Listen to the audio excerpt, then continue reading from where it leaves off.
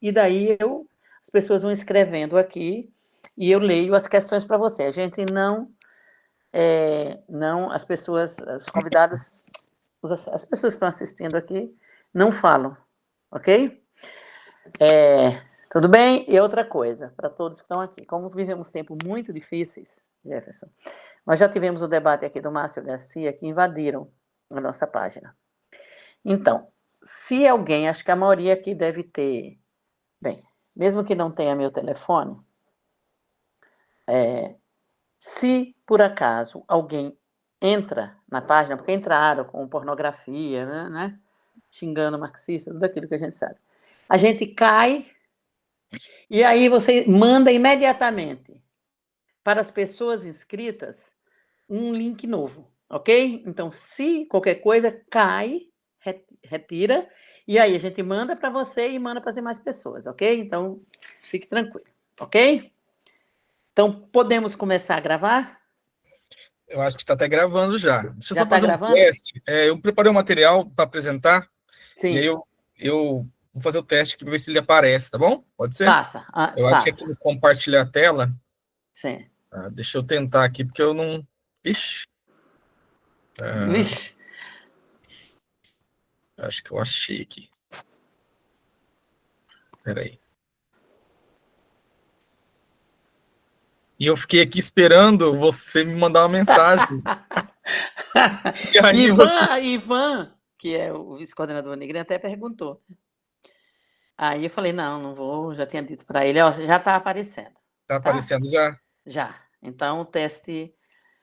Olha, em primeiro lugar, boa noite para todas as camaradas aqui presentes. É a primeira vez que eu vejo você, né, ao vivo. Camarada, muitíssimo obrigada. Eu vou dizer, eu estou muito feliz e muito honrada da sua presença. Eu vou contar para a plateia como é que essa minha história de encantamento com você. Eu vou apresentar o Jefferson Garcia e depois eu vou contar como é que essa figura chegou até aqui. O Jefferson Garcia é secretário político do coletivo negro Minervino de Oliveira, é professor de Educação Física da Rede Municipal em Maringá, quando eu sigo o seu Instagram, eu fico doida para ser aqueles seus alunos lá, Jefferson. Graduado em Educação Física na Universidade Estadual de Maringá, possui mestrado em Educação com ênfase em Políticas e Gestão em Educação, também pela mesma universidade. Atualmente é doutorando em Educação, estudando o pensamento de Eduardo Galeano. Tem seus estudos focados nos seguintes temas: intelectuais de América Latina, poesia latino-americana, racismo e racionalismo filosófico. Publicou o livro Racismo, Capital e Emancipação Humana, pelo Instituto Caio Prado Júnior. Nossas Lágrimas São Insubmissas, porque é um escritor também, além do intelectual, e Dialeto das Senzalas, pela editora Bedegulho. E tem vou citar esse, porque esse é a minha grande paixão, né? Eu prefaciei um livro chamado Novas Roupas, Velhos Fios, Metamorfose do Fascismo na Sociedade Contemporânea e o Papel de uma Psicologia Anticapitalista. Nesse livro, organizado pela UEM, né, pela psicologia da UEM, o primeiro capítulo se chama Racismo contra a Democracia.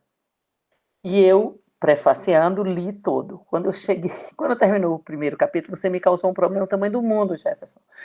Porque é desproporcional o que eu fui escrevendo. Quando chegou, eu tive poucas palavras para ler o restante. É horrível isso. Porque quando tua régua vai lá em cima, não é isso? Tu fica para medir as demais regras. Então, me apaixonei pelo texto do Jefferson. Pedi o contato para a Silvana Tuleski, que é uma das organizadoras do livro, nossa queridíssima Silvana. E fiquei namorando o Jefferson até acharmos... Esse foi o ano passado já, né? Eu estava fora ainda do país. Foi no final do ano passado, se eu não me engano. Até conseguir essa oportunidade. Então, muito obrigada. Para mim é realmente um momento de esse belíssimo livro, né? Tem um link depois, eu não sei se eu tenho, tu tem, Jefferson, para colocar aqui na... Tem um link que você acha ele de graça, a editora colocou de graça na rede, eu não sei se tenho, mas de qualquer modo... Eu tenho em algum lugar. Hã? Eu tenho em algum lugar. A Silvana me eu mandou esse também. link na conversa Eu também dela. tenho. A gente não conseguir achar agora, quem tiver interessado, eu vou pôr lá, quando for para o YouTube, a palestra, eu ponho embaixo o link. Vale a pena, o livro como um todo vale a pena a leitura, mas para quem se interessa por esse tema, vale. Tem algumas coisas muitíssimo interessantes ali. Mandarei para todos, tá certo? Camarada certo. querido, é sua Prontinho? palavra. Tá bem, deixa eu só colocar aqui de novo a... Agradecendo, tem gente aqui que... A maioria das pessoas aqui eu conheço e amo, camaradas, são todas, Jefferson, para você ficar à vontade. A maioria esmagadora das pessoas, fora se eu não vi alguém, são militantes, são pessoas que pensam a realidade, né? Então, para mim é extremamente honroso estar numa noite como essa. É na sua companhia, na companhia desses camaradas muito queridos aqui. Beleza, camarada. Então, para começar, primeiro agradecer. Vocês conseguem me ver e ver a tela? Como que é? Consegue. Isso. Para começar, eu queria agradecer, né, o convite. É um encontro muito bacana. Obrigado mesmo, sim, pelo convite, né? Acho que a gente se encontrou aí com esse texto que a Silvana proporcionou a gente, né? Esse debate que foi no final do ano passado, 2024, que foi o debate que trouxe à tona esse tema do racismo contra a democracia, justamente porque a gente estava tentando pensar como que a crítica à democracia estava acontecendo no nosso país naquela época, né? Como que nas falas naquela época e agora também, né? Como que nas falas do nosso antigo presidente, de toda a sua base, né, tem aparecido, estavam aparecendo e ainda aparecem um combate à democracia, um combate às ideias de igualdade, um combate a diversas ideias que não são novas, né, são muito velhas. E o tema do debate da Silvana naquela época, né, que era o Velhas Roupas, Novos Fios, que é o debate desse livro, proporcionou a gente tentar pensar um pouquinho como que as bases desse pensamento que aparecem no senso comum, elas são profundas, né? Elas têm raízes no desenvolvimento de todo um pensamento que vai desde do último quarto do século XIX até durante todo o século XX, de formas diferenciadas, com traços de ruptura, mas também com traços de continuidade. Então, a grande ideia de debater o racismo contra a democracia nasce daí, né? E aí eu coloquei um adendo, né? Que é a democracia contra os negros também, que é uma coisa que eu vou falar depois para vocês. Então, veja, essa aí é a capa do livro, né, do debate que iniciou esse tema, que era tentar pensar a partir dessas metamorfoses do fascismo, né, que o grande debate que a Silvana e toda a galera do LAPSIC, que é o Laboratório de Psicologia Histórico-Cultural aqui da Universidade Estadual de Maringá, que eles estavam tentando puxar, tentando fazer, é debater as características do fascismo, as características do neofascismo, do autoritarismo brasileiro, que vai aparecer de diversas formas, cada um vai tentar caracterizar isso. Alguns vão chamar de fascismo, outros de neofascismo, outros de autoritarismo brasileiro, mas, por mais que hajam as divergências, todo mundo estava tentando caracterizar para melhor combater essas ideias. E como essas ideias estavam ganhando um campo muito grande dentro da política nacional, e nas conversas de bar, na esquina, em todos os locais, né? Então, pensando nesse processo, em pensar as características disso que estava sendo colocado, dessas diversas leituras, a minha contribuição ao debate foi pensar o caminho do racismo brasileiro, porque as ideias racistas estavam servindo de apoio para fazer combate, por exemplo, às grandes questões das lutas sociais brasileiras, aos direitos historicamente conquistados, né, pela classe trabalhadora, o combate às lutas quilombolas, o combate ao movimento negro, as lutas por cotas sociais, diversas manifestações das lutas sociais estavam sendo combatidas a partir de discursos racistas também.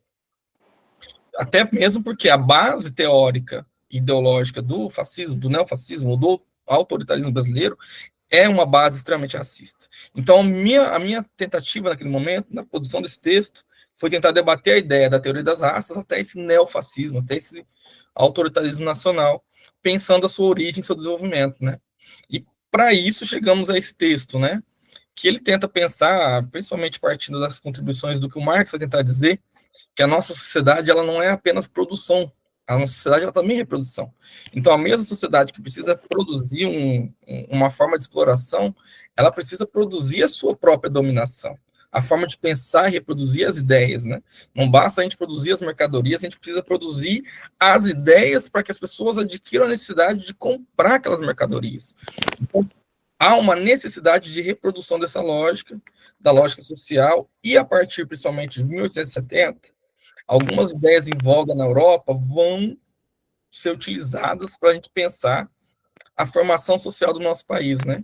A partir ali, principalmente, de diversos intelectuais que vão estar aderindo a essas ideias que estão chegando, essas ideias com base no pensamento racista europeu, principalmente do Gobineau, mas de outros nomes também, que vão ser ideias e pressupostos que vão ter base real no que está acontecendo no mundo todo, né? Não são ideias que um cara pensou do nada e falou, eu acho isso. Não. Há uma necessidade histórica de desenvolvimento, de toda uma forma de pensar que é direcionada às necessidades. Camarada, está chiando alguma coisa, não sei se é o seu microfone. Vê aí para mim, acho que parou agora. Das necessidades da gente pensar toda aquilo, a necessidade histórica de você disseminar uma ideologia racista pelo mundo todo, principalmente porque a gente está pensando em 1870, a gente está pensando numa época onde o imperialismo ele está se organizando, as unidades nacionais, os países estão se organizando, e esses intelectuais nacionais, essas organizações nacionais, esses grupos vão absorver essas ideias e vão ser ideias que vão ser utilizadas para pensar o desenvolvimento do capitalismo independente brasileiro. Né? Então, aquilo que a gente vai chamar de pensamento social brasileiro, essa galera toda que vai tentar pensar o Brasil, vai pensar isso a partir da absorção dessas ideias que vão ser construídas na Europa nesse momento, e por isso a gente vai chamar esse pensamento social, em regra, né, há suas exceções, mas em regra de um pensamento social que ele é subordinado, né? Assim como o nosso capitalismo também é subordinado, as ideias que vão aparecer para pensar a nação brasileira vão ser ideias que são copiadas da Europa, muitas questões copiadas de outra realidade, mas também utilizadas a partir de uma pseudociência, de uma ciência que não é ciência, para pensar o nosso país. Então, nesse sentido, né, a gente vai pensar como que as ideologias, como que as ideias vão sair a partir dessa necessidade, né, de todo o imperialismo, da divisão do mundo, da divisão da partilha da Europa, da África, no sentido de construir toda uma ideologia justificadora daquilo que vai fundamentar a base do racismo. Veja, a gente vai perceber, e a partir principalmente dos estudos do Eric Williams, né, que é um cara que vai pensar a origem histórica, a função social do racismo no mundo todo, ele vai apontar principalmente o tráfico triangular como o grande ponto. Por que o racismo, por que a dominação, a escravização de pessoas negras vai se tornar hegemônica naquele momento? Por que vai escolher um negro africano enquanto esse escravizado, né, durante todo esse processo imperialista? Por causa dessa relação, desse comércio triangular, de como que você saindo da Europa, saindo da Inglaterra com barco, carregando nesse barco, por exemplo, os mais diversos produtos manufaturados, bebidas, cigarro, armas, espadas, facas, e você leva isso para a África, troca isso, né? Troca esses elementos manufaturados por pessoas escravizadas, traz essas pessoas escravizadas para a América. Nesse processo de vir para a América, você deixa essas pessoas para serem escravizadas aqui, e daqui tira as especiarias para você retornar à Europa. Então, todo esse movimento, esse comércio triangular, que o Eric Williams vai chamar, vai ser a grande explicação da necessidade de você justificar, de você racializar o mundo, de você construir justificativas ideológicas para essa relação material, que é a relação material do comércio triangular da escravidão moderna, nesse processo. Né? E aí, eu coloquei a imagem aqui de um filme, né, que é o... Oh, meu Deus, acabou de fugir o nome do filme, mas é o Mulher Rei. E no Mulher Rei é um filme que vai demonstrar isso pra gente, né? Se a gente pegar algumas cenas daquele filme, os portugueses, quando chegam na África, eles já chegam com todos esses produtos manufaturados para fazer essa troca, e ali eles estão mostrando, né, como que isso acontece eu esqueci o nome do local que eles passam o filme, mas como que isso acontece, como que eles trocam isso por pessoas escravizadas devido às guerras tribais, e vão trazer isso, por exemplo, o Brasil. Tanto é que um dos personagens do filme é um personagem que tem nacionalidade brasileira, assim. Então isso é extremamente importante a gente pensar. Por quê? Porque quando a gente vai pensar na base da fundamentação dessas ideias do racismo moderno, a gente vai perceber que todo esse processo de construção da teoria das raças, que vai aparecer com Gobineau, ela vai ter uma necessidade específica no desenvolvimento do colonialismo e do capitalismo mercantilista. Né, o Érico Williams vai falar, eu acho que é um dos pontos que talvez seja mais comum para todo mundo que esteja aqui, que está aqui hoje, né? Que a escravidão não nasceu do racismo, né? O racismo que é uma consequência. Toda essa lógica do comércio triangular que eu tentei mostrar para vocês ali na imagem anterior, todo esse processo, né, de sair da Europa, ir para a África, da África vir para as Américas, das Américas voltar para a Europa, é todo um processo que vai ter uma necessidade de justificação depois, né, que é a base também da acumulação capitalista. Como coloco naquela frase anterior aqui em cima. Suas imagens não estão mexendo. Não estão mexendo? Não, só está o primeiro título, Racismo contra a Democracia. Não aí tá você falou, porque você falou a imagem anterior, aí eu me toquei. Não tem. Tá parado. Não está trocando nenhuma imagem? Nenhuma, não, só essa, racismo, só aquela de entrada, Racismo contra a Democracia, que tem a sua foto. Porque aqui do lado esquerdo tem. Agora, esse comércio triangular, agora apareceu. Isso, apareceu, não estava aparecendo antes? Apareceu, não estava aparecendo antes. Oh, que tristeza, gente, perdão aí, viu? Agora, se deixar assim, aparece para vocês, né? Aparece. Então tá. Essa aqui, então, é a imagem que eu estava falando, que eu estava mostrando, mas que não estava aparecendo. Perdoe o gerúndio aí, porque eu preciso dele agora.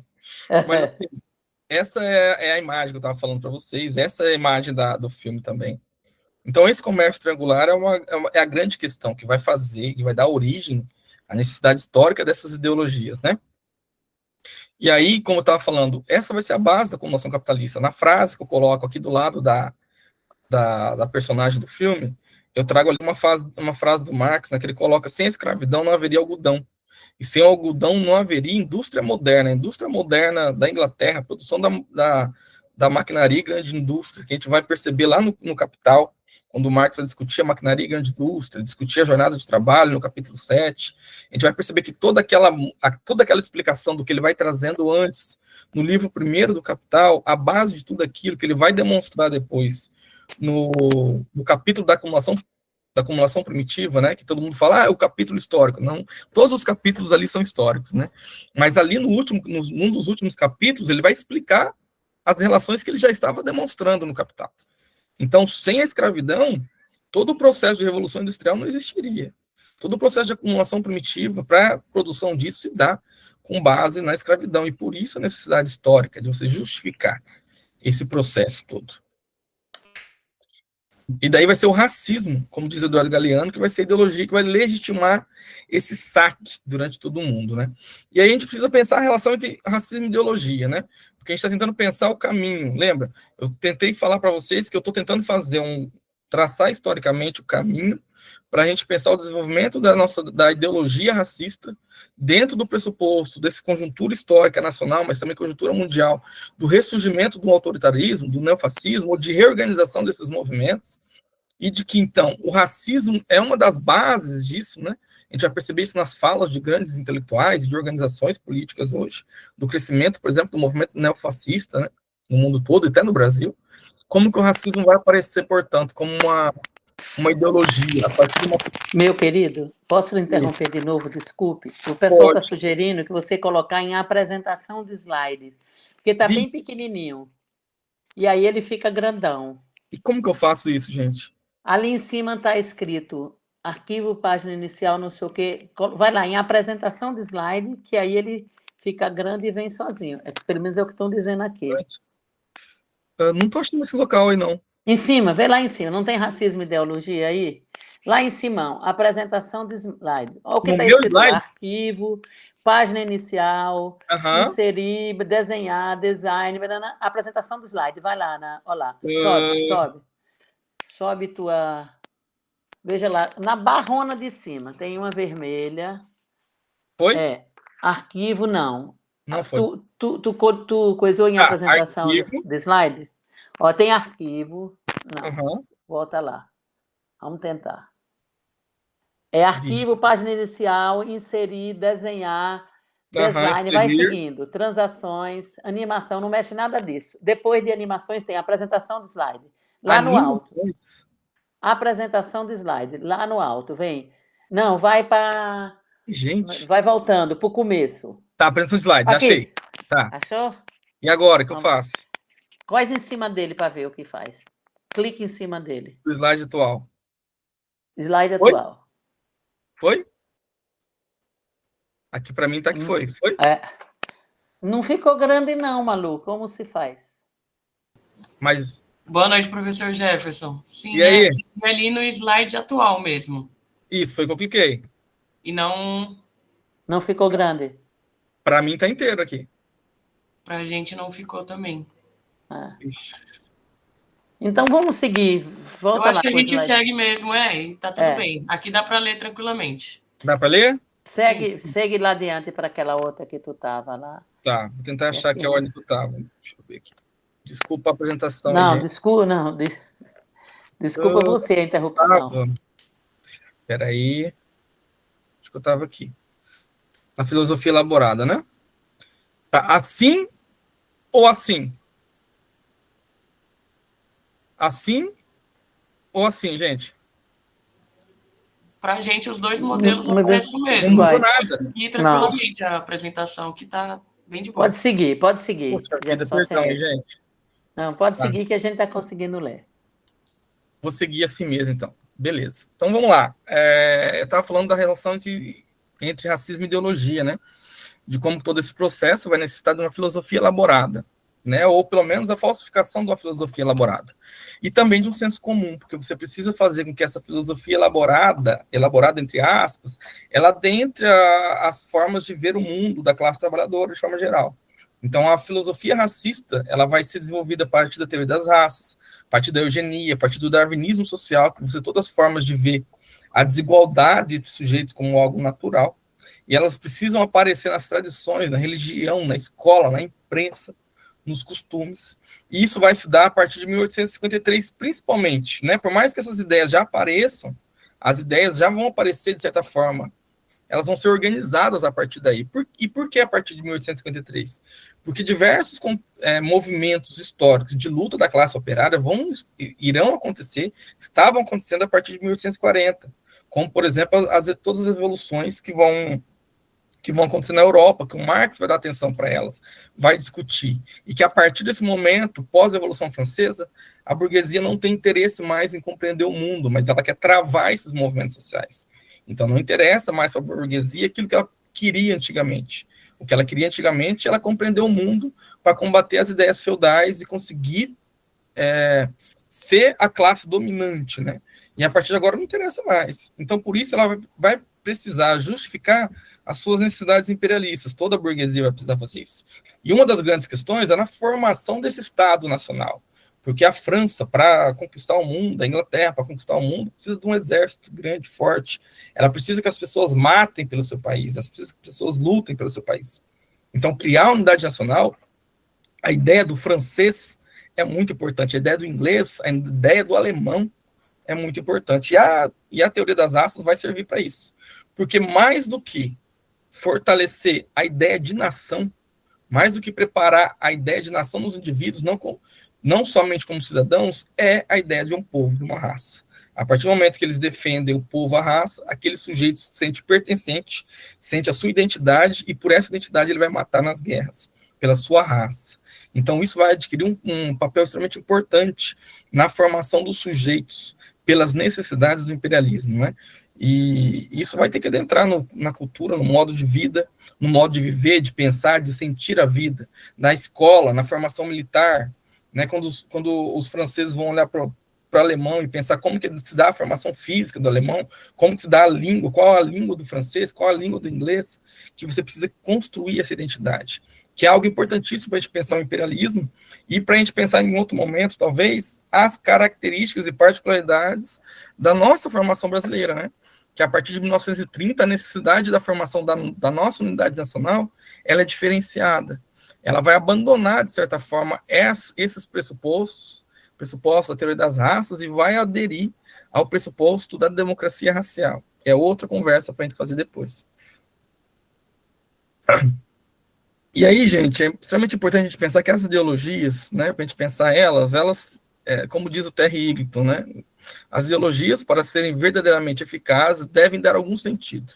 por menor que seja, a experiência das pessoas, devem ajustar-se, em alguma medida, ao que elas conhecem da realidade. Então, quando a gente vai falar de racismo, a gente vai perceber que o que a gente está falando, o que a gente está vendo na realidade, de como o racismo se organiza, as pessoas, a desigualdade social, os postos de trabalho, os locais de convivência, as roupas que se usa, o carro que se utiliza, o valor da força de trabalho, o salário, essas questões que são relações imediatas, relações vivenciadas, que você está vendo, que você convive, você vai para a escola todos os dias e vê as pessoas nos piores postos de trabalho, são pessoas negras, você vai ao hospital e não vê pessoas negras trabalhando nos principais postos do hospital, mas vê nos piores, isso vai ganhando sentido a partir da formação da consciência desses sujeitos, e essas relações vivenciadas vão ganhando sentido.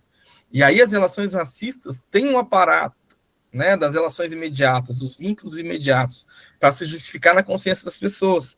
Porque quando as pessoas não conseguem explicar, identificar isso, a ideologia racista consegue absorver esse campo e ganhar. Porque, de certa forma, o racismo ele tem uma dependência ontológica. A gente vai pensar que o racismo, como eu tenho mostrado para vocês, ele vai nascer da necessidade histórica de você justificar a relação de exploração da sociedade burguesa, por mais que seja ainda no processo de escravidão, né, como uma base de acumulação primitiva de toda a Europa. Mas o racismo ele vai ganhar autonomia relativa. Todas essas ideias que surgem para justificar as relações econômicas, elas vão servir para justificar outras relações e o modo de vida das pessoas no Brasil e em qualquer lugar do mundo. Então, essa autonomia relativa que o racismo vai aderir, vai ajudar a justificar as desigualdades raciais, as desigualdades sociais. Então, as pessoas vão trazer do racismo para isso, para o seu cotidiano, né? E aí a importância da teoria das raças, né? Eu estava falando para vocês, uma questão fundamental para a gente pensar, eu falei das revoluções de 48 na Europa, falei de como que, para o pensamento imperialista, a obra do Gobineau vai ter um papel fundamental, porque ela vai servir, vai ser um grande panfleto sobre a desigualdade, para justificar as desigualdades, né? Para justificar a dominação de um país sobre o outro, de uma raça sobre o outro, de um povo sobre o outro. E isso vai acontecer principalmente a partir daquilo que o Marx vai chamar de decadência ideológica da burguesia, como eu comecei a falar para vocês. A partir do momento onde a burguesia ela se torna classe dominante na Europa, ela não tem mais intenção de compreender o mundo. Agora ela se torna aquilo que o Marx vai chamar de espadacharias mercenária. Não quer mais compreender a realidade. Ela quer, a partir de agora, defender a realidade dela, o mundo burguês, o estilo de vida burguês. Então não interessa mais aquilo que era discutido, por exemplo, na época da Revolução Francesa, que é a ideia de democracia, a ideia de igualdade, o princípio da razão, daquilo que o Lukács vai chamar de racionalidade, da ciência. Então, a decadência ideológica da burguesia faz ela voltar a olhar para o passado, ver no Gobineau, que é um cara que está defendendo, na verdade, o pensamento dos privilégios da nobreza feudal, está olhando para aquilo ali e falando que os sujeitos são desiguais por natureza, e vai fazer com que se utilize, se recupere uma ideia da biologia como forma de não só explicar a natureza, mas explicar as relações sociais. Então, se vai mascarar a negação da ciência a partir de argumentos supostamente científicos, mas que para o Lukács são irracionalistas. E aí é importante a gente pensar depois, vai ter um slide onde eu vou falar melhor sobre o que o Lukács está chamando, né? Porque hoje parece que a gente chamar o outro de irracionalista é simplesmente, assim, deu uma carteirada do que é razão ou não, né? E o Lukács vai falar, olha, o irracionalismo, né, é uma tendência filosófica e ela tem alguns princípios, que eu vou falar para vocês mais à frente. Então, veja, nesse período de decadência, interessa à burguesia defender os privilégios feudais? Não. Mas ela quer pensar a mesma ideia do que é dos privilégios feudais, do que o Gobineau está fazendo, para defender que a desigualdade é uma expressão jurídica de uma desigualdade natural, tal como no período feudal se pensava, tal como o Gobineau pensava. Então, o que o Lukács vai falar? Principalmente nesse livro que eu gosto bastante, que se chama A Destruição da Razão, que é o texto básico, né, que eu utilizei para pensar esse texto, porque o Lukács está tentando fazer um debate, né, com a ideologia da sua época, né?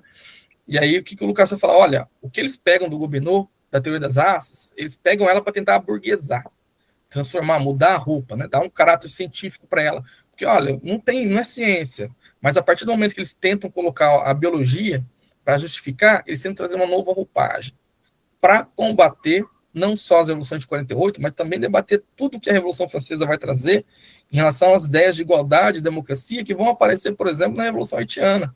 Né? Os revolucionários haitianos falaram, nós também queremos democracia, nós também queremos igualdade, nós também queremos liberdade. O que é liberdade? Vamos debater. E aí, como o Gobineau é um desses nomes que vai falar que toda reviravolta é contrária à natureza, o que a classe operária está fazendo é contrário à natureza, ele vai servir como um desses grandes panfletos, né, que a burguesia vai precisar. E a conjuntura histórica, o cenário é esse, do que eu estou falando para vocês. A imagem está aparecendo aí, né, Terezinha? Só para confirmar se eu estou falando da imagem. A imagem ainda está racismo e ideologia só, aquele primeiro. Mas não pode ser, viu? Depois eu mando para vocês. Eu estou falando que essa imagem passe para o próximo, Não, passe para o próximo, quer ver? Beleza. Decadência ideológica burguesa, revolução, tá vendo? Apareceu? Teoria das raças. Apareceu, agora sim. Revolução Haitiana, teoria das raças. Tá bem. Depois eu mando para vocês o material e qualquer coisa, se alguém precisar, também entra em contato. Então, veja, esse é o cenário histórico, né? Que a gente vai pensar o surgimento, as raízes de diversos pressupostos ideológicos que a gente vê até hoje. Que a gente vê que há uma linha de continuidade na justificação da extrema-direita, mas também que mais à frente a gente vai perceber que até a própria esquerda vai absorver alguma dessas ideias. Então, veja. Opa, passei errado aqui. Então, veja, para o Lukács, o ponto de partida do Gobineau é a luta contra a democracia. E além do pensamento do Gobineau, que vai fundamentar a teoria das raças, o darwinismo social, a ideia dessa desigualdade natural vai ser a base que vai servir para o fascismo. Vai ser do darwinismo social, dessa ideia da desigualdade natural, que vai ser traçada uma linha de continuidade do pensamento que vai dar no racismo. Não à toa, diversos pensadores, diversos intelectuais, como Rosenberg, Chamberlain, que vão ser nomes que vão fundamentar o pensamento racista, vão aparecer no Gobineau, vão ler o Gobineau e vão falar, olha, isso aqui é muito ruim, isso aqui não é ciência. Mas ele vai servir como panfleto, ele serve como panfleto. Mas nós precisamos de algo mais apurado. E eu vou mostrar para vocês por que eles precisam de algo mais apurado. Então, veja, quando a gente está falando do irracionalismo, a gente está falando que, para o Lukács, a racionalidade, a razão, ela vai ter algumas características básicas. Então, a igualdade, a ideia de progresso, a democracia, são bases da razão. Todas essas bases da razão precisam ser atacadas. Como a burguesia vai atacar isso, principalmente? Vai atacar isso principalmente a partir do racismo, a partir da desigualdade entre os sujeitos. Então, ali, é antinatural, é anticientífico a ideia de igualdade humana. Os revolucionários nas colônias pedindo igualdade é anticientífico, é antinatural. A burguesia precisa se organizar nesse sentido, para justificar a manutenção desses processos históricos, e até justificar, do ponto de vista da formação dos sujeitos, a necessidade dele matar aquele outro sujeito que para ele era igual, mas não é. A partir da formação desse cidadão, que não é necessariamente um cidadão, é um sujeito pertencente a uma raça. E justamente por quê? Porque é necessário fazer uma contraposição para justificar que não há possibilidade de progresso humano universal. O progresso só acontece na esfera do sujeito que pertence a uma raça. Então, só há, para a teoria das raças, progresso dentro da raça. Então, você precisa combater tudo o que está acontecendo, todas as possibilidades que estão aparecendo de revoluções sociais no mundo todo. Justamente porque você precisa combater a ideia da possibilidade da igualdade entre sujeitos. A democracia possibilitou o debate sobre isso. E é preciso agora contrapor isso. O que a própria burguesia tinha colocado em questão, a partir do século XVIII, ela mesma precisa combater. Então, veja, a luta contra a igualdade, a luta contra o progresso, essa necessidade de olhar o passado, de olhar as tradições, de recuperar isso, é algo muito comum nos discursos de hoje ainda. Você olhar para a tradição, você dizer que o mundo anterior era melhor, que antes, que no passado a vida era melhor. É uma ideia de que você manter o princípio de que há uma tradição que ela está sendo destruída, ela está sendo, como eu posso dizer, ela está sendo aniquilada pela modernidade. E aí o Lukács vai dizer o seguinte, né? A colocação biológica do problema implica, portanto, que aquilo que se declara essencial não se encontra sujeito à mudança. Não é possível mudar. A burguesia precisa colocar a manutenção. Então, não é possível mudar nem no campo de vista da sociedade, nem no campo de vista do indivíduo. Aquilo que os sujeitos são, a base do que é o negro, do que é humano, só é possível dentro da sua especificidade. Então, o combate ao humanismo, por exemplo, é algo extremamente importante dentro do imperialismo, porque você não pensa mais no humano genérico, você não tem interesse nisso. Você pensa a raça, o indivíduo. E isso vai ser uma das bases da concepção fascista da história, né? Como diz o Lukács. Então, veja, o retorno ao passado. O que essa galera toda, né, do pensamento da teoria das raças está pensando? Que estaríamos caminhando para uma degradação irrefreável, esse é o termo do Lukács. Tudo que é de bom está no passado, e eles precisam combater a ideia de progresso enquanto sociedade. É um olhar extremamente pessimista. O Gobineau era um pessimista, religioso, católico, fervoroso, que olhava para o passado e para a tradição. Era ali que ele via, né, a possibilidade, né, da história, porque só há história dentro do branco, dentro daquilo que está dentro da raça. E somente há progresso para os indivíduos que pertencem a essa raça superior. E isso ajuda a explicar, por exemplo, a ideia de atraso brasileiro, né? Eu acho que é muito comum a gente ouvir como que esse país aqui não tem jeito, nós não temos condição, a nossa história é isso mesmo. Esse país aqui não tem para onde ir. Essa forma de pensar o Brasil tem traços extremamente racistas pela formação do nosso país, né? O atraso brasileiro, a ideia da miscigenação, que é uma das questões que vai aparecer na teoria das raças e vai aparecer nos intelectuais nacionais que vão aderir a ela, né? Vai ser esse pressuposto de que a miscigenação é o atraso.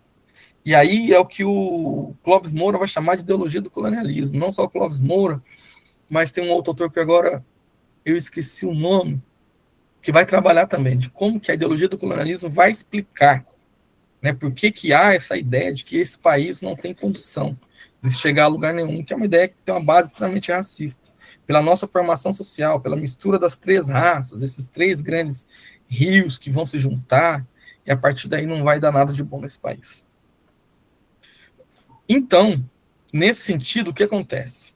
Nós vamos perceber um desenvolvimento da teoria racista, uma modificação da teoria das raças, que é esse antidemocratismo feudal, para um antidemocratismo burguês, que é a base do Gobineau. Agora é a luta das raças, a marca da diferença. A ideia da diferença é a ideia básica, que você não pode mudar, é diferente. Veja, o debate da diferença que a gente vê até hoje, né, de formas diferentes. A marca dessa diferença, dessa luta das raças, desse biologicismo, né, dessa desigualdade como uma legalidade natural. E como que isso vai aparecer e vai ser defendido, né? Eu estava falando para vocês um pouco antes sobre a ideia do irracionalismo. Veja, o irracionalismo, enquanto uma forma de pensar, enquanto uma ideologia, enquanto uma base teórico-filosófica, ela vai partir centralmente da ideia de intuição. Para o irracionalismo, a intuição vai ser algo fundamental, a vivência subjetiva. Então, veja, só o sujeito que é de uma raça superior pode compreender o mundo. Quem não é, não compreende o mundo. Não há possibilidade de compreender a realidade, né? Fora da sensação, fora daquilo que eu sou, daquilo que eu sinto. Então, o Chamberlain vai dizer, né? A posse da raça se sente cotidianamente. Quem é superior sabe que é, sente que é. Então, há um apelo aos sentimentos, a rejeição da possibilidade de compreender o mundo. E o fascismo vai se alimentar disso, né? Desses mitos, dessas tradições, em qualquer tempo de crise.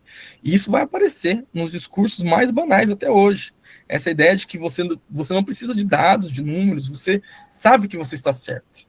Você faz parte de um grupo, você é um patriota, que faz parte de um grupo que compreende, que tem apelo aos sentimentos, e se bobear até estende para os céus as mãos para justificar que você faz tudo a partir de uma sensibilidade que é diferenciada, porque você faz parte de um grupo diferente, que é muito a base que vai alimentar o pensamento fascista. E não só o fascismo, mas também todas as suas expressões, né? Porque quando a gente vai pensar em fascismo, a gente precisa, talvez, de um cuidado maior, pensando que o fascismo ele vai ter, além da questão ideológica, mas também os pressupostos econômicos, políticos, a forma do Estado.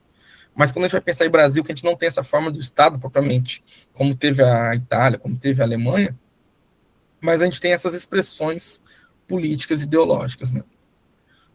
Então, veja, o que é o irracionalismo para o Lukács? O irracionalismo ele vai combater essa base, que para o Lukács é a base da razão, que é a ideia de progresso, a gente conseguir progredir enquanto humanidade. A própria ideia de humanidade, que nós temos que pensar o humano enquanto um sujeito genérico total, e pensar as possibilidades do desenvolvimento histórico. A racionalidade científica, ou seja, a possibilidade de eu compreender o mundo, né? E todos podem compreender o mundo. O irracionalismo é combater. A razão não está na possibilidade de todos, né? E, a partir disso, combater principalmente a democracia, porque é ela que vai trazer alguns ideais de igualdade, de liberdade e essa busca, né, de todos os sujeitos terem condição de se libertar das opressões no mundo todo, como estava acontecendo nas colônias. Então, a base do irracionalismo é o combate a essa base que está aqui, acho que está aparecendo para vocês, que é o que o Lukács vai chamar de o centro da razão. O que é a razão para o Lukács? É isso. É o progresso, a possibilidade do humanismo, a racionalidade científica e a democracia. Então, o irracionalismo ela é uma forma, um pressuposto teórico-político que vai combater esse conjunto de questões. E aí o Chamberlain, né, até o próprio Hitler, vão trazer para pensar essa questão a ideia da intuição, né? Eu tinha falado para vocês ali, li um pedaço, né, de que a posse da raça tem na própria consciência uma força de convicção imediata como nada mais. Aquele que pertence a uma raça o sente cotidianamente. E o Hitler vai falar também, né? Aqueles que pertencem em espírito a uma certa raça. Então, veja, uma coisa que vai mudar, que vai ser desenvolvida principalmente a partir dos teóricos nazistas, que eles vão avançar em relação aos teóricos da teoria das raças, como o Gobineau, é que o central não está na aparência dos sujeitos. Não é porque os sujeitos simplesmente têm um crânio maior, uma cor de pele, o cabelo, mas é que o sujeito, ele internamente, a alma desses sujeitos é diferente. Eles são eleitos. Eles não precisam mais de objetividade científica. Né? O conhecer o mundo é um privilégio de quem é superior. É um privilégio da raça superior. Isso vai estar no Chamberlain, vai estar no Rosenberg, vai estar no pensamento do próprio Hitler. Não é só a aparência dele que vai explicar porque que ele faz parte de um grupo superior, de uma raça superior. É também a própria alma desses sujeitos, né? Por isso que o pensamento fascista ele vai precisar de uma disseminação até mesmo religiosa, de levar isso para as massas de uma forma que se dissemine, né? E aí, gente, trazendo isso para vocês, o que é importante de pensar do irracionalismo, né? Das bases desse pensamento, até para a gente compreender aquilo que a gente vai chamar de fascismo, neofascismo, autoritarismo, e aí a gente fica nessa polêmica para depois, que é a negação da objetividade, né? A gente precisa negar, fazer o apelo aos sentimentos, às vivências.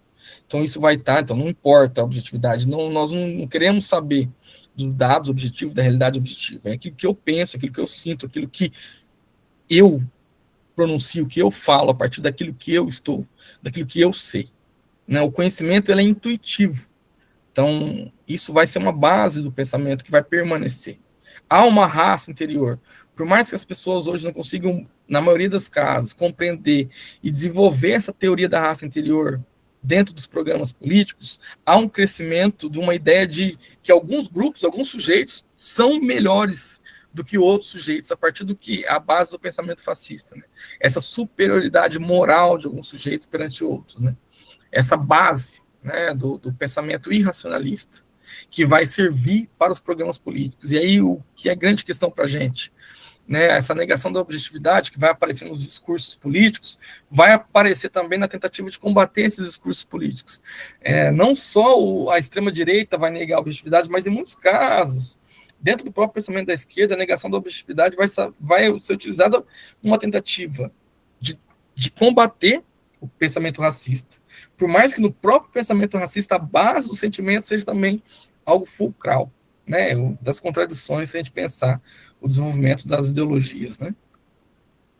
Então é isso, né, há uma ideia de uma raça interior, de uma alma, que define a capacidade de compreender o mundo do que você é no mundo, né, a essência da raça está nos sentimentos, né, esse pressuposto que vai mudar a concepção de mundo. Então é a vivência, é o senso comum, são as sensações, não é a ciência. Então Então você não explica o mundo a partir daí, você não se interessa com os dados, você não interessa se a população negra é a que mais morre na mão da polícia, se as questões de moradia vão ser explicadas a partir dos números, você não tem interesse, você não quer compreender a realidade das pessoas que moram no quilombo. Você vai justificar isso a partir de outras questões. E você vai entender o mundo a partir de outras questões. E uma delas, central, é a supervalorização da intuição. Então, veja, trazendo o Lukács, né? Por que a gente vai ver hoje um anti-intelectualismo exacerbado no mundo todo dentro dos programas do pensamento político? Por causa dessas discussões, do desenvolvimento desses pensamentos, né? Do desvio de toda objetividade, né? Desse abraço às vivências, né? E na tentativa de desacreditar toda a ciência. O anti-intelectualismo que está aparecendo, seja à direita ou à esquerda também. E aí, gente, isso, a meu ver, é muito importante, né? A gente debater. Por quê?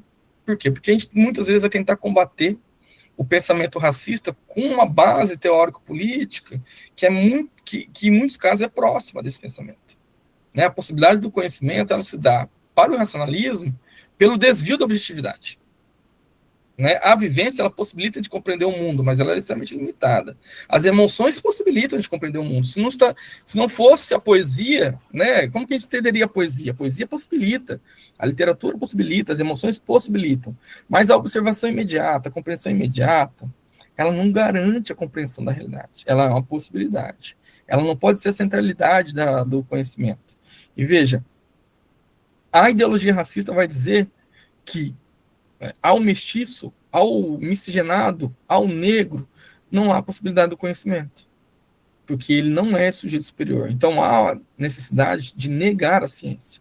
Os discursos anti-ciências que a gente vê no Brasil não são novos, eles são históricos, né? Eles fazem parte de toda a luta de classe. O Lukács vai dizer que a cada momento da luta de classe, cada crise do capital, essas reformulações racistas vão precisar de novo verniz. Elas vão se modificar de acordo com a lógica daquele tempo histórico, mas elas vão permanecer. Elas vão ser utilizadas. E aí, gente, toda essa base política vai ter como central do seu pensamento uma leitura extremamente subjetiva, onde tudo é válido, então qualquer coisa serve. Né? O que eu penso é o que eu penso e pronto. Eu não me interesso com os dados, eu não me interesso com a realidade brasileira, eu não me interesso com os números, eu não me interesso com nada.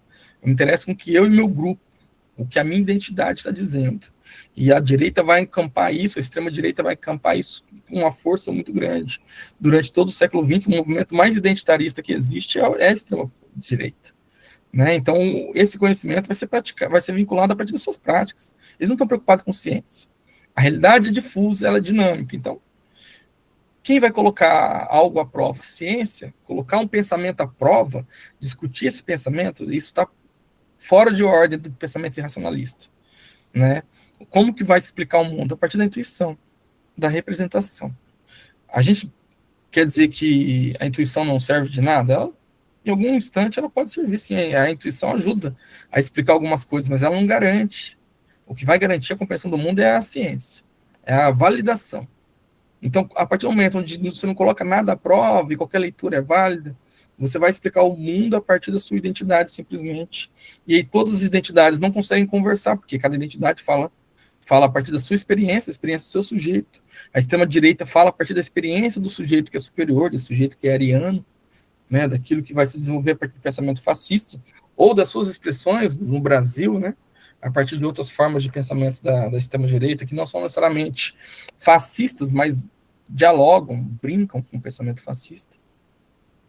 E aí não há mais a possibilidade de compreender o mundo, porque a compreensão do mundo se dá simplesmente pela intuição.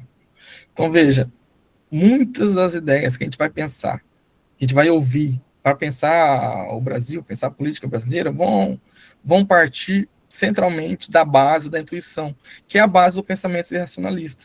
Então, quando eu fui escrever esse texto, lá na época desse evento, né, dos Novas Roupas, Velhos Fios, a ideia minha era demonstrar que, como parte do que a extrema-direita, do que o racismo brasileiro está falando, está trazendo, é a partir principalmente do combate à democracia. Justamente o combate à democracia possibilita você traçar um caminho, né, um caminho que é esse caminho próprio do pensamento fascista, que é um pensamento que vai tentar combater a democracia, combater a igualdade, combater o progresso, combater a possibilidade do humanismo, e que está em voga nas diversas falas, né? O Bolsonaro, acho que, se não me engano, em alguns eventos que ele foi a quilombos, ele tentava desumanizar o pessoal, falando que naquele local o mais magro pesava 7 arrobas. Ele tentava desconstruir a imagem desse sujeito. Que não servia nem para procriar. Não servia nem para procriar. Então, assim, você vai tentando desumanizar esse sujeito, você vai tentando destruir essas ideias a partir, principalmente, da teoria racista. E a gente precisa entender, né, como que essas novas roupas do pensamento racista no país, elas não são novas. E elas combatem a democracia, os direitos socialmente conquistados, justamente porque é a base dela. É a base de um pensamento que não é novo, é histórico. E aí que está o grande projeto para a gente perceber como que o racismo é um projeto extremamente reacionário, é que ele combate a democracia. E a democracia, para nós, ela não é nem o nosso projeto histórico. E aí eu colocando isso, né? A meu ver, o projeto histórico é a emancipação humana. A emancipação humana não é necessariamente a democracia. E aí é uma polêmica para a gente pensar aqui, eu coloquei como subtítulo, justamente para a gente pensar a ideia da democracia contra os negros. Veja, a teoria racista ela é tão atrasada, do ponto de vista atrasada no sentido reacionário, porque ela quer combater os poucos direitos que a própria democracia burguesa possibilita. E se a gente for pensar a democracia durante todo o século XX, a democracia, ela também vai agir principalmente contra os negros, né? E a gente poderia pensar não só a democracia no Brasil, a democracia nos Estados Unidos, a democracia em diversos locais do mundo, para pensar como que a democracia não garante, né, o combate ao racismo, e nem a emancipação, por mais que a gente pensando também a ideia da democracia a partir da obra do Marx, né, a partir dos textos que ele já discute nos anos 1850, 1940, na verdade, com o debate da questão judaica, de como a democracia, de como a emancipação política, ela tem um papel importante, ela não basta. E aí um próximo passo para a gente já que a gente compreende que o racismo ele está constantemente combatendo a democracia e há princípios e momentos históricos onde o nosso dever é defender a democracia, nós precisamos pensar também que a democracia ela é a forma política do Estado moderno, ela é a forma política do Estado do capital, e que ela não garante para nós a emancipação humana. Então, por isso, a gente precisa pensar o combate ao racismo a partir de uma ideia de emancipação humana. Veja, isso é fundamental, seria um ponto 2 para essa conversa nossa. E aí, gente, eu deixo agora, assim, para a gente poder conversar um pouquinho sobre isso, vocês pontuarem aí o que a gente, se tiverem alguma coisa para pontuar, terminando aqui com o Clóvis Moura, né? Para toda praxis científica, há necessidade de um conhecimento não apenas dos processos e problemas sociais do momento, mas da cadeia total da qual eles são um elo. Então, é isso.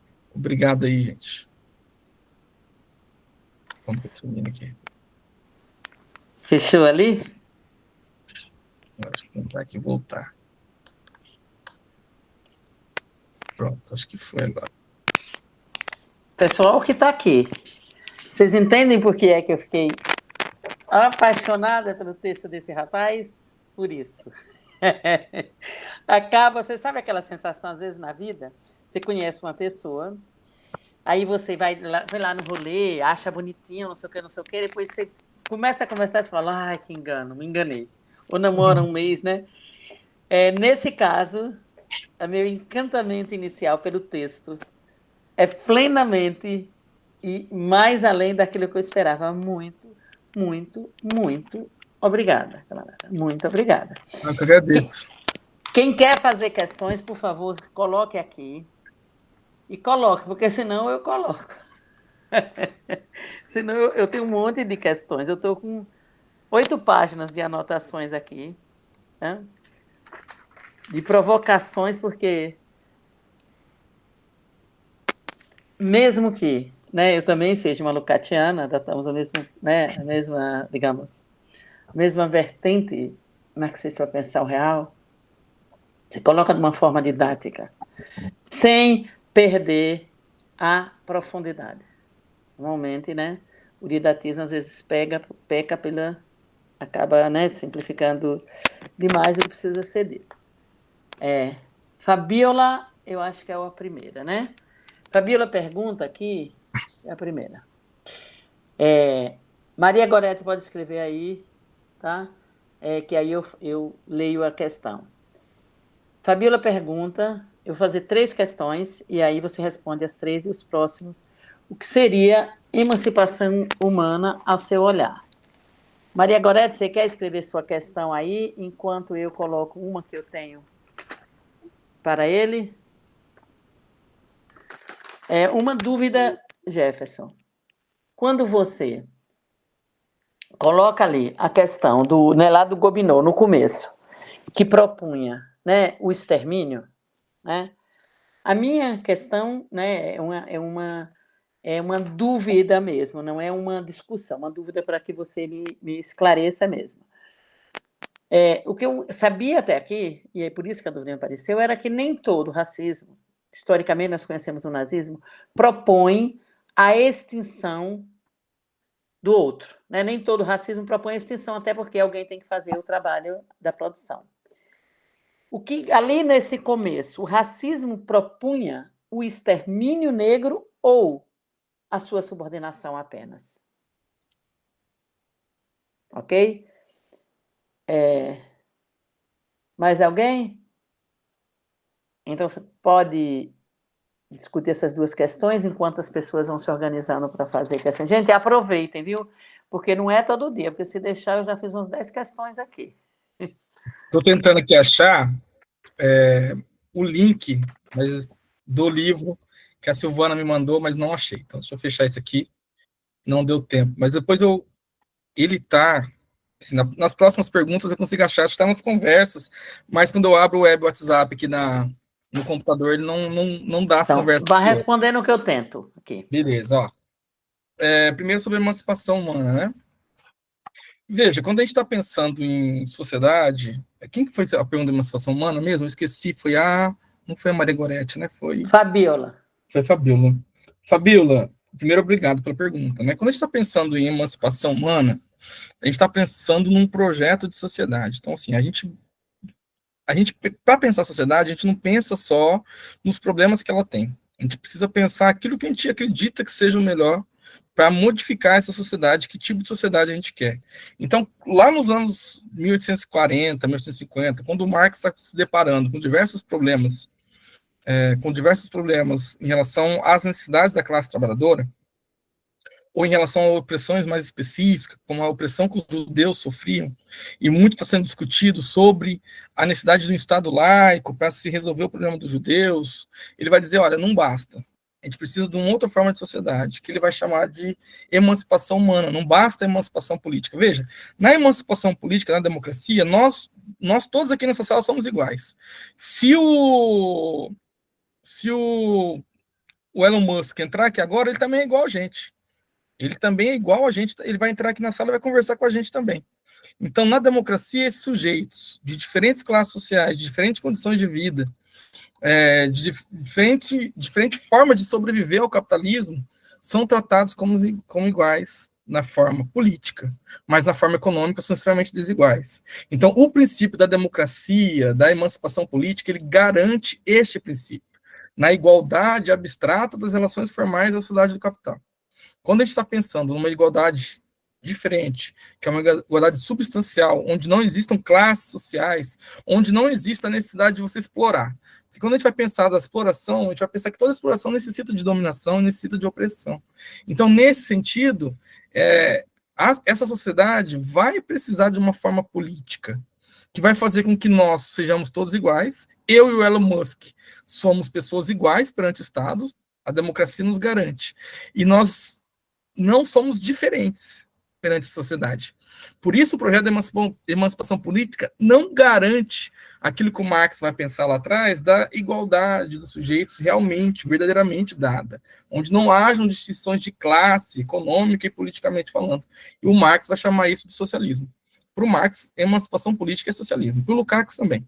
Né? O Lukács vai falar, olha, nós precisamos dos sujeitos, de uma relação de trabalho, que o trabalho seja direcionado às necessidades humanas genéricas. Nós precisamos desenvolver a relação de trabalho para o desenvolvimento da humanidade. Produzir para que todos possam comer. Viver para que todos possam ter uma vida digna, com tempo livre, com lazer. E esse tipo de relação, na ordem da sociedade capitalista, ela acontece baseada pela mediação da mercadoria, justamente porque a grande questão da ordem do capital é a produção de mais valor, seja da forma de mais-valia absoluta ou mais-valia relativa, que é um termo mais cabeçudo aí para o Marx, né? Então, o princípio da emancipação política garante tudo isso. A democracia garante a manutenção de tudo isso, por mais que ela fale de igualdade. Quando eu falo de emancipação humana, a emancipação humana ela tenta combater, ela vai no princípio diferenciado. Ela não vai no princípio da relação da compra e venda da força de trabalho.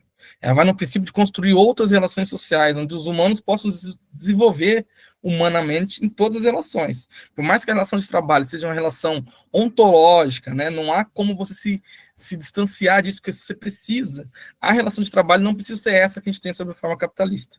Então, veja, e essa forma de relação capitalista, esse trabalho dessa forma, que vai precisar das opressões, que vai precisar do racismo.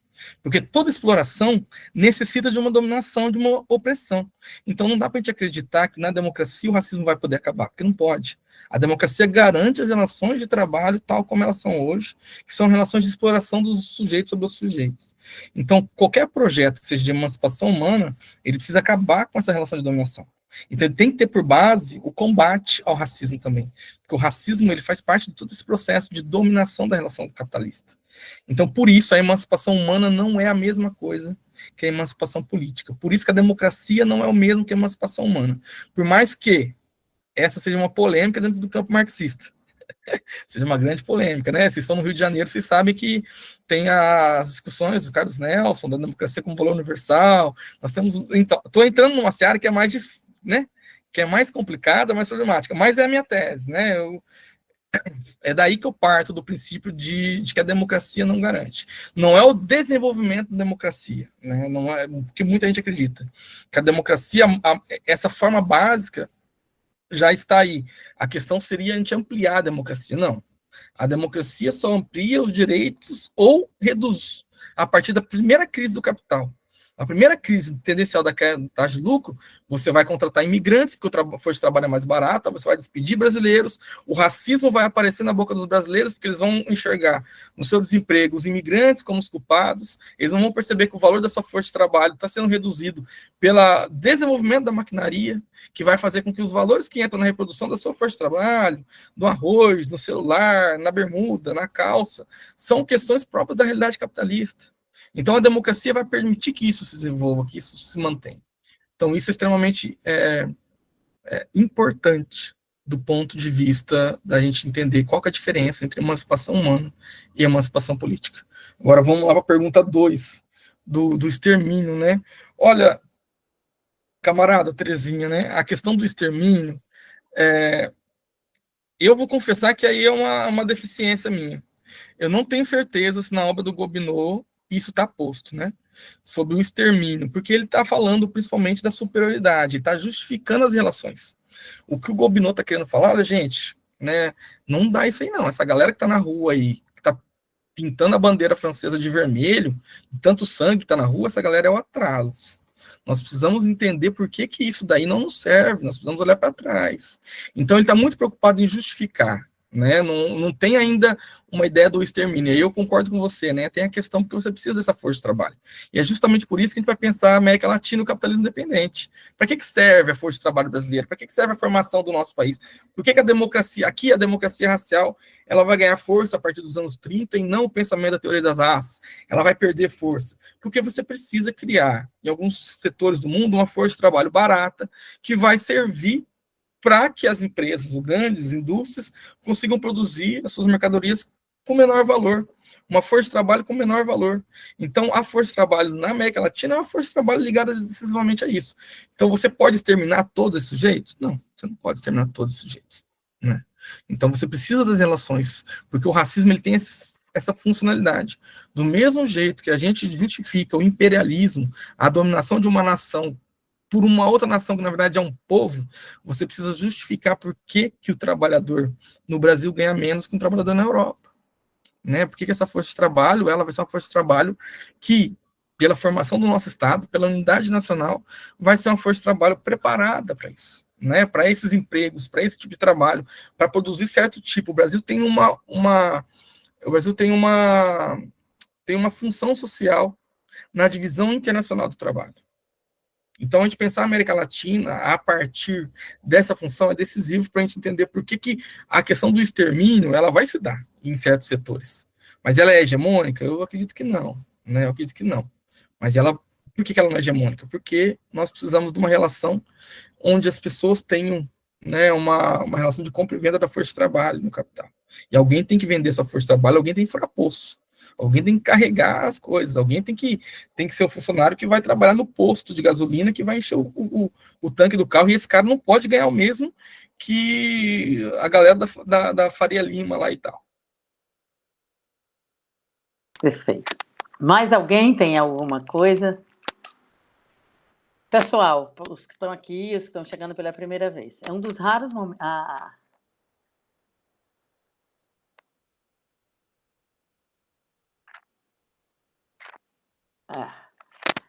Você está lendo, conseguindo ler, Jefferson, a Maria Goretti colocando? Então, concordo contigo, Maria Goretti. Primeiro, porque eu acho que ainda dá para ele dar uma discutida nisso, a gente pode chamar. Então, se eu tenho que... Eu vou atrás de você em Maringá se comprometer a voltar aqui para um próximo debate, tá certo? Nessa perspectiva. É isso. Então, essa é uma questão. Mas eu acho que você ainda podia um pouco, né, puxar, a gente ainda tem um tempo. E só estou dizendo para todos que estão ouvindo. Pessoal, a produção de conhecimento, a gente tem muito orgulho disso que a gente faz aqui no Negrem. Ivan Ducati, Malu, eu, não sei se tem quem tem mais, a Irene Zilda, que é do Negrem, oficial do Negrem, que é um momento raro onde se pode discutir teoria não separada, não é um grupo de militantes, simplesmente, é um grupo de militantes, mas que está pensando teoria, porque para a gente, marxista, isso não se separa, não é isso? Então, aproveitem, porque não é, eu digo, eu que sou uma professora, que vivo disso, que vivo de pensar, não é todo dia que você tem certas oportunidades, porque assim, Jefferson, o que você desenha para mim, aí eu quero fazer uma questão, tudo que eu não sei sobre racismo, mas principalmente você acaba de me armar para discutir meu tema de eleição, né? Que são as opressões, só que eu discuto especificamente o sistema sexo-gênero, né? Porque vivemos um momento político onde, e aí é isso que você, tudo que está dizendo aqui, eu estou aqui, eu e Malu, desesperada, porque isso nos ajuda a pensar o nosso tema. O que acontece? O que nós estamos vendo em voga na discussão das opressões, nosso pensamento está minoritário, como sempre esteve o marxismo, e o identitarismo comendo solto. Uma das características do identitarismo, eu não vou falar do tema, né, não vou lhe constranger a falar do tema A ou B, é só do identitarismo como um todo, obviamente. A sua primeira grande característica é dizer, se eu sinto, eu sou. Não é isso? E olha que interessante, você diz, o irracionalismo, quer dizer, trazendo lá de Lukács, na sua primeira característica, fala da centralidade da intuição e da vivência subjetiva. Veja, obviamente que isso se aplica, eu não vou trazer aqui as minhas reflexões sobre a questão do sexo e gênero, mas o que eu queria era, voltando para a discussão do racismo, veja como tem uma ligação profunda com o famoso lugar de fala. Isto é, só aquele que vivenciou algo pode falar sobre ele. Isso é o fim da razão, o fim da possibilidade do sujeito aprender o real, a meu ver, via, né, os processos intelectivos, a abstração, obviamente levando em conta a vivência do outro. Então, eu só queria que você comentasse um pouco essa coincidência, né? Não coincidência só porque eu não tenho uma palavra mais adequada, entre o que você nos traz, né, a centralidade da intuição e da vivência subjetiva, que você já apontou, que não é que se joga fora, não é um mecanicismo, né? Mas é a aparência imediata e é além dela que se deve ir. Eu queria que você um pouco, porque isso me apaixonou profundamente.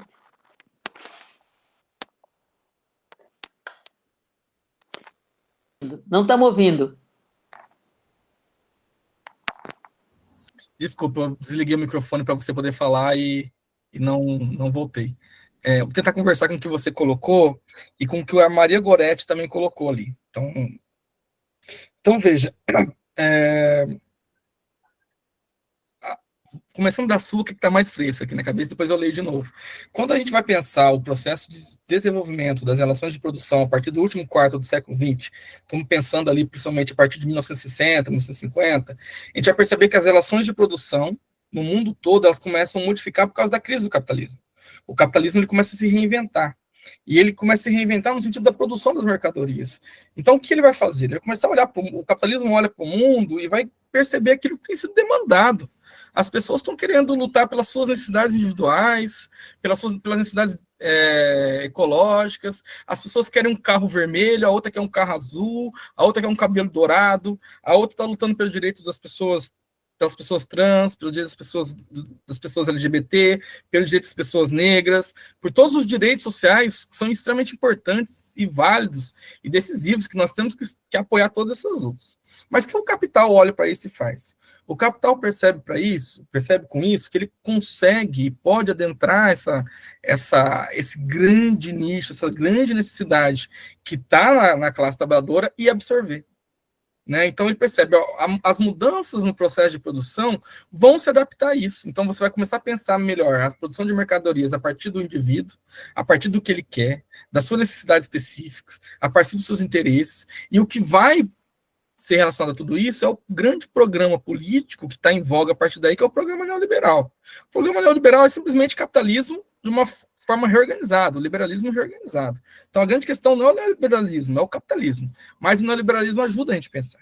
Porque essa formação do indivíduo vai se relacionar com essas lutas sociais dos anos 60. Vamos pensar, os anos 60 são os anos de todas essas lutas, são os anos que nós tivemos diversas independências na África, diversas lutas sociais sendo garantidas, e que a partir daí há toda uma necessidade do capital absorver essas lutas e transformar. E do mesmo jeito que as relações anteriores de produção baseadas no Fordismo tinham a sua forma de criar suas mercadorias, de produzir em larga escala, agora você vai começar a pensar a produzir a partir da particularidade dos sujeitos.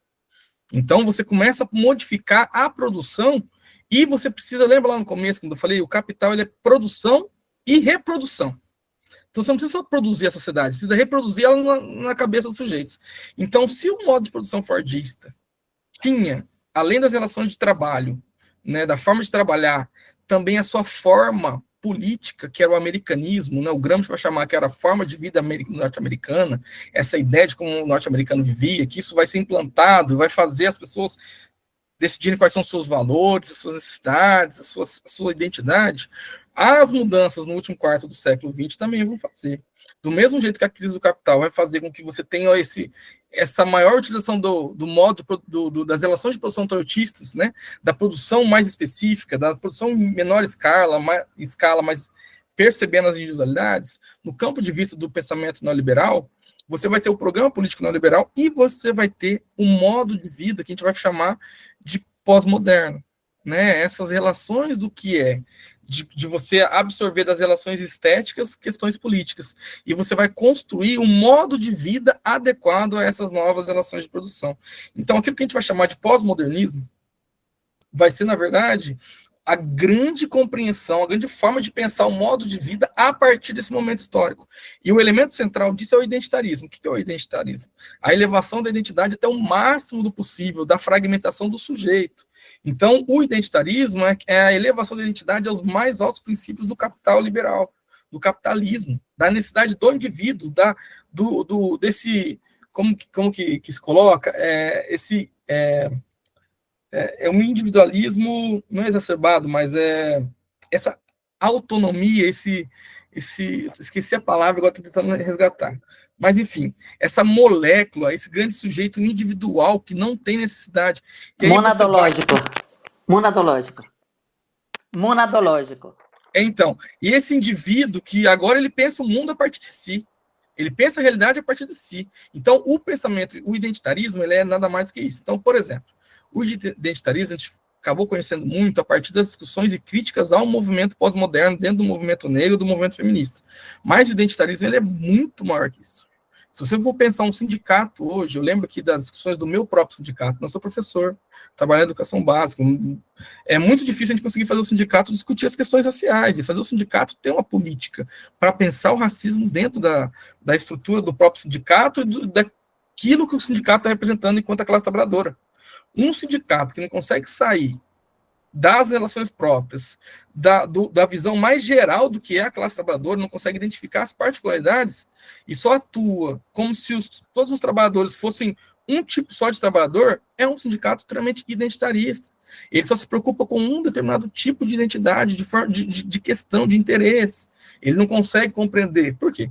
Porque a gente vive cada vez mais uma particularização e isso envolve os sindicatos também. A extrema-direita é extremamente particularista. O pensamento da extrema-direita, essa centralidade da identidade a partir de uma... Não é o problema da identidade, é o problema dessa identidade elevada a o máximo possível da fragmentação em relação aos outros sujeitos, que faz com que um sindicato não tenha relações com o movimento negro, um sindicato não tenha relações com a necessidade das mulheres trabalhadoras, um sindicato não consiga perceber a particularidade das mulheres dentro do sindicato, dentro daquele grupo de trabalho.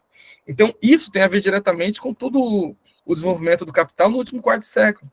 Você cria essas necessidades, você forja nas relações de trabalho e no modo de vida toda essa relação. E isso tem a ver diretamente com a pergunta da Maria Goretti. Por quê? Porque quando a Maria Goretti coloca ali a questão da democracia burguesa, a gente desconhecer a democracia burguesa, na verdade, a gente conhece muito bem a democracia burguesa. Só que a nossa forma de democracia burguesa não é igual como no mundo todo. Então, por exemplo, aqui a gente não teve o chamado estado de bem-estar social. Né? A gente não teve isso. A gente tem algumas políticas únicas, como o SUS. Mas a gente não teve um estado de bem-estar social como teve em diversos países da Europa. Mas por que alguns países da Europa tiveram a possibilidade de ter um estado de bem-estar social? Porque esses países, para poder bancar a sua classe trabalhadora, para que essa classe trabalhadora não aderisse ao movimento comunista, esse movimento todo desses grandes países imperialistas só foi possível por causa do imperialismo, por causa das colônias. Então, aquilo que você pagava de melhor para a força de trabalho do seu país, seja na Inglaterra, seja na França, seja em outros países, você só consegue por quê? Porque você está arrancando essa riqueza de algum lugar. O francês está recebendo um salário maior na França porque o argelino está sendo explorado até o limite. Ele está sendo arrancado a pele estão arrancando a pele do argelino. E aí você consegue ter um estado de bem-estar social, uma política de saúde, um trabalho melhor remunerado, até para esse trabalhador não olhar para o movimento socialista. E no Brasil, a democracia, de certa forma, ela vai respeitar os limites de um país de capitalismo independente.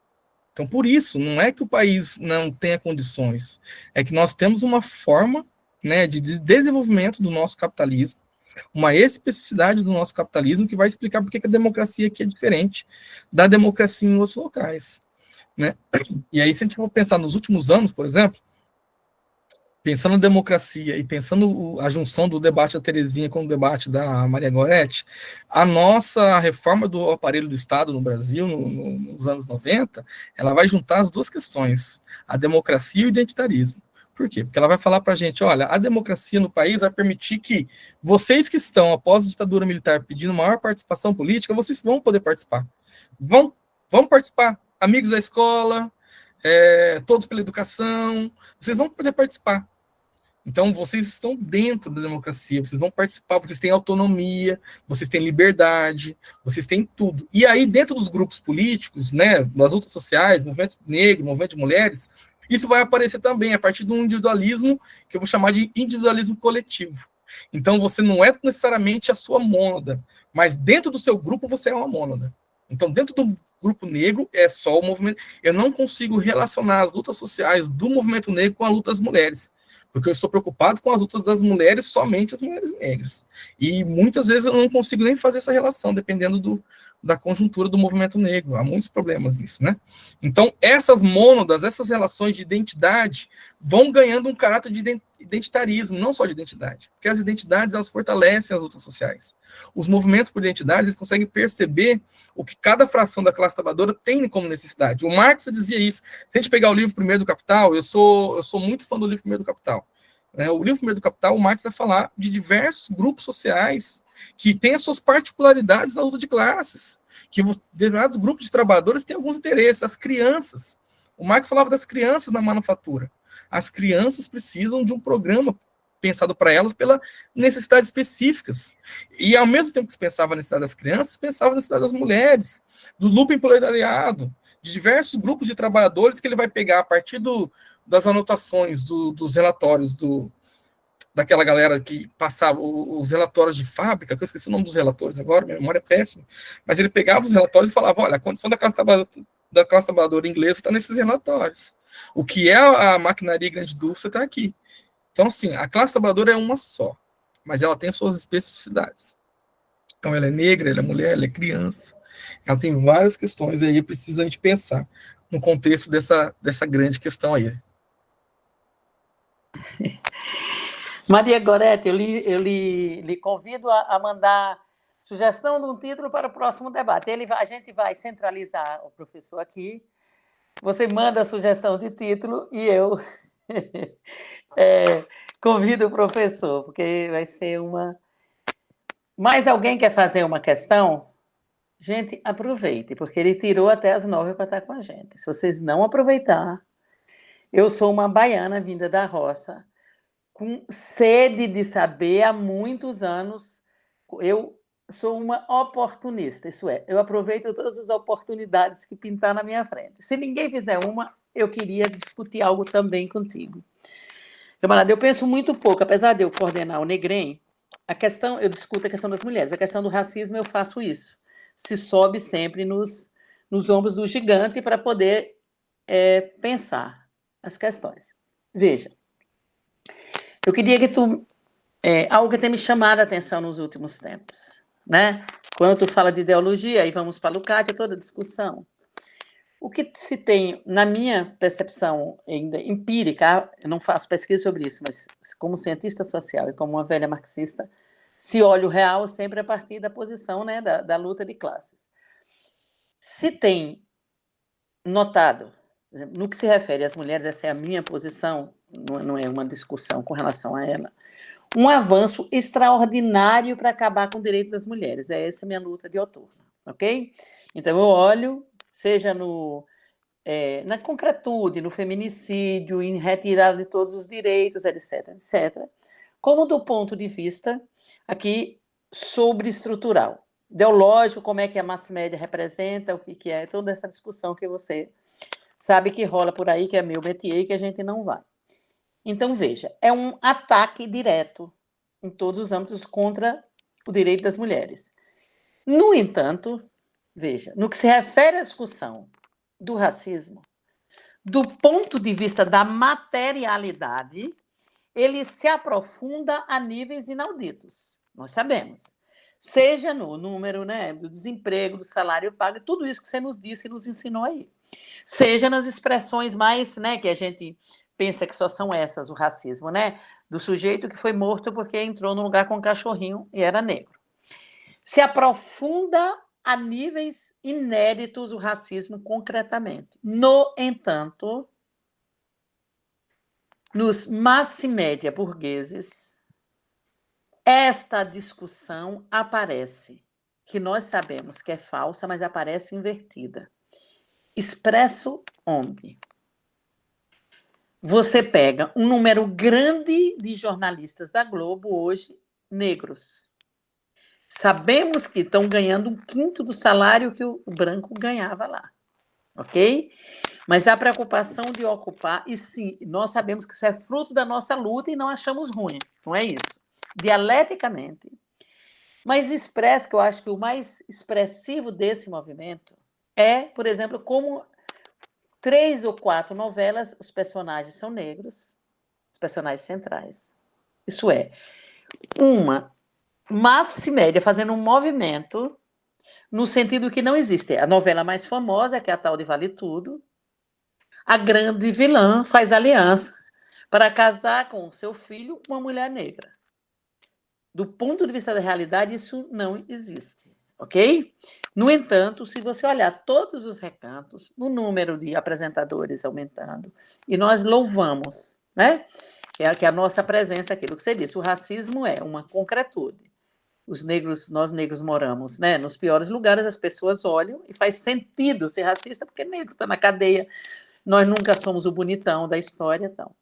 O que eu sinto é, como você analisa esse movimento, ao que obedece essa tentativa de mascarar desta forma que nós sabemos que é só a aparência imediata, mas tem uma mudança que é visível, basta abrir qualquer telejornal.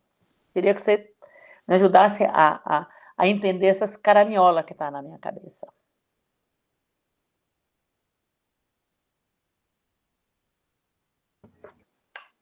Pô, Terezinha, é uma questão complicada, né? Eu lembro que tem um livro que saiu recentemente, que eu não lembro como que é o nome, mas é Capitalismo, não esqueci o título, mas eu tenho ele em algum lugar aqui, que o autor está tentando debater como que todo esse processo de absorção, né, do capitalismo, das discussões da diversidade, estão sendo extremamente benéficas para o capital em relação, por exemplo, esses dias mesmo eu estava comparando o salário, eu ouvi uma discussão comparando o salário de grande parte da novela da Globo atual, né, que tem um número maior de pessoas negras comparado à Vale Tudo antiga, e de que a redução do salário é drástica. Você coloca mais pessoas negras e, ao mesmo tempo, você reduz o salário, reduz os custos, reduz os gastos, né? Então, assim, para o capital busca formas, né, de se adaptar, de incorporar essas questões. Veja, é muito complexo, porque ao mesmo tempo que a gente está tentando discutir que a nossa identidade, a nossa representatividade, ela é importante, né? É importante que uma criança veja na televisão uma pessoa, extremamente importante, que a criança veja uma pessoa negra nos filmes, uma pessoa negra no hospital, uma pessoa negra sendo a professora dela, não só a moça da limpeza sendo professora. Chegar na universidade, ver professores negros dando aula também, né? Ter essa capacidade de perceber que o mundo. Porque lembra que eu falei lá no texto? Lá no texto eu falei das relações vivenciadas, de como que a ideologia se dá pelas relações vivenciadas. Aquilo que você vai vivenciando, você vai incorporando pelas relações. Ó, todo local que você vai, as pessoas negras estão nos piores locais. Logo, as pessoas negras são pessoas menores, né? Isso vai sendo incorporado na cabeça de alguém que não tem uma possibilidade de pensar e repensar sobre isso. Então, veja, o capitalismo ele busca formas, porque o capitalismo precisa incorporar tudo isso a lógica da mercadoria. Por quê? Porque a lógica da mercadoria ela é só a molécula da lógica da exploração do trabalho, da lógica da produção de mais valor, de tempo de trabalho socialmente necessário. Então, isso está tudo incorporado. A discussão da identidade hoje, ela está incorporada ao capital. E aí, por que está incorporada? Veja, o capital tem a sua lógica cultural. Eu estava falando do pós-modernismo. Pós-modernismo não é uma época, não é um período histórico. Pós-modernismo é a lógica cultural de um tempo específico. Nós vivemos esse tempo onde a lógica cultural é essa lógica pós-moderna. E o que é a lógica pós-moderna? É essa absorção dessa cultura baseada na necessidade, que são vários avanços do ponto de vista histórico. Veja, a gente não está falando que isso não são questões importantes, estamos falando da absorção pela lógica cultural, né? Porque a gente percebe que isso tudo é transformado de acordo com os interesses do capital. Você transforma a ideia de representatividade. Veja, a representatividade é uma ideia longa, não é de agora. Desde o voto. O que é o voto? O voto é você votar em alguém que te representa. Então, dentro da ciência política, a representatividade é algo longo, antigo, né? Você coloca sobre alguém. E a representatividade hoje, ela está baseada principalmente não só pela lógica da identidade dos sujeitos, mas pela lógica do capital. Então, você vai percebendo que estar representado por alguém nem sempre garante que os seus pressupostos políticos estejam garantidos. A gente percebe, por exemplo, dentro da grande política, como que as pessoas negras ligadas à política representam, teoricamente, o movimento negro, mas, politicamente, os pressupostos dessa representatividade nem sempre garantem que os interesses do movimento negro sejam garantidos dentro da pauta política. A grande lógica faz isso, né? A gente não pode pensar a representatividade, a identidade, fora da grande lógica do capital. Então, acho que isso é uma das questões que ajuda a entender como que a novela, como que o mercado de trabalho, da forma mais geral, isso vai estar sendo colocado, vai estar sendo impregnado, né? Então, acho que é um pouco por aí. Não sei se respondi a tua pergunta. Sim. Mais alguém? Gorete? Com a sua tarefa de me mandar a sugestão do próximo tema para o professor. Oi. Eu acho que eu já mandei, Tereza. Ótimo, ótimo. Então, anotarei aqui. Discutir aí a questão do Brasil, da particularidade, seria bem bacana. Eu tô dentro. Perfeito. Parabéns, Jefferson. Então, meu camarada, mais alguma coisa?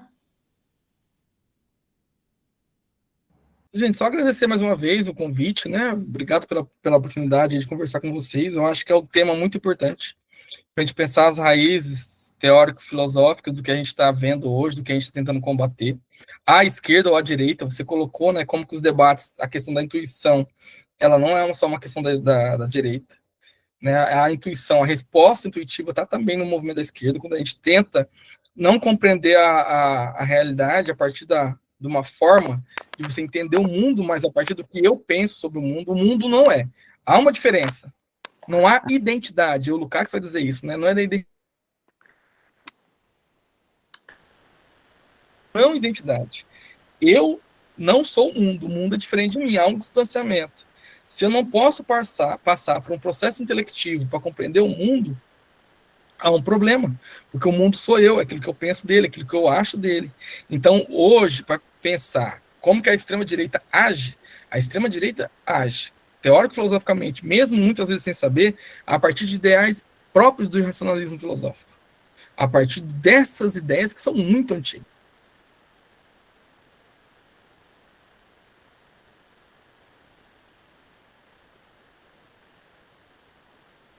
Tá? Estão me ouvindo ainda? Espero que estejam me ouvindo. Tinha Perdi a travado, conexão com a internet. voltou. Voltou. Então, a partir como que essas questões são decisivas para a gente pensar a linha do pensamento racista brasileiro, a linha do pensamento da direita, do autoritarismo brasileiro, como que há uma linha de ruptura, mas também de continuidade em diversas ideias, como que a gente vai entender as críticas que a direita faz hoje aos movimentos sociais, como que ela defende a guerra às drogas, como que ela defende o combate aos movimentos de moradia, como que ela tenta desumanizar as lutas quilombolas, atacando esses sujeitos, desumanizando esses sujeitos, como que todo esse processo de raciocínio político está baseado em ideias que são muito antigas. Né? E a particularidade do racismo brasileiro fica aí para outra discussão, é a particularidade da nossa democracia também. Como que nesse conjunto, dessa especificidade do capitalismo dependente brasileiro, a democracia racial vai ser algo preparado para a nossa particularidade, do nosso capitalismo. Por que aqui a democracia racial vai ser o fundamento do nosso racismo e não vai ser a teoria das raças? Por que os teóricos da teoria das raças perdem o debate? Teoricamente, perdem o debate.